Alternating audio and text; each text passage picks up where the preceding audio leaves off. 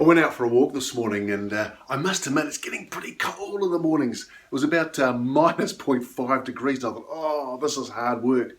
And I realised there's several other ways that you can actually go out to do your exercise. You can go out for a run, you can go to the gym, you can even go to Zumba or Pilates. And it made me realise that, quite often we just stick to one particular way that we want to run our business, like we do with our running or our exercise, whereas we need to be fairly good at sort of 2 or 3 areas.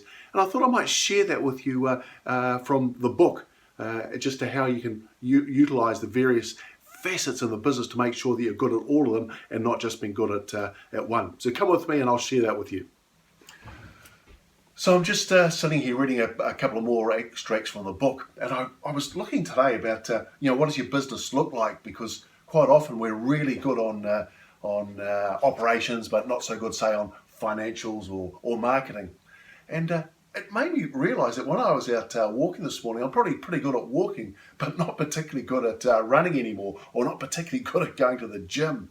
So realising that and reading the extracts of the book, I realised that I probably need to be fairly good at all 3 areas. And it's the same in your business. If you're really strong on operations, but not good on financial marketing, then you actually need to get good on that. So that if you've got 3 circles and you've got a really big circle where you're good on operations, but not good on finance marketing, you need to enlarge the circles so they're the same for your marketing and your finance. So you're getting as good as what the operations are.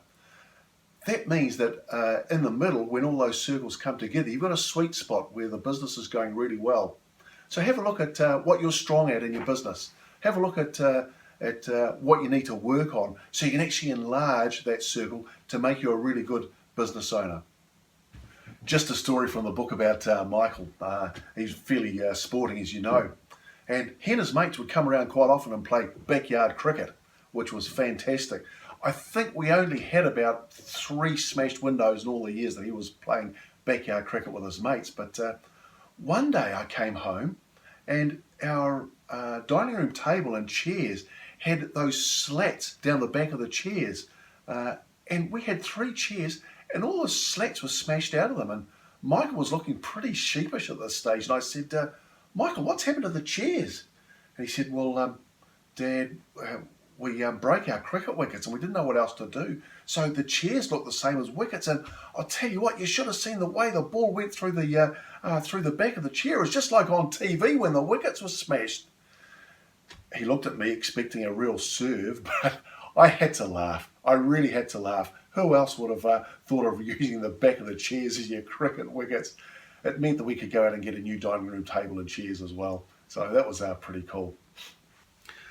So there you have it, just some more stories from Family Matters, So Does Business. Again, if you'd like a copy of this book, and this is the last series we're going to do because there's plenty more ideas in there for you to look after your family and look after your business. So if you want a copy of this book, please do get in contact with me. I'd love to give it to you. All you have to do is pay for postage and I'll happily send you out a copy so that you can have a read of it to actually help look after your family, look after your business and combine the two so that you're doing really well.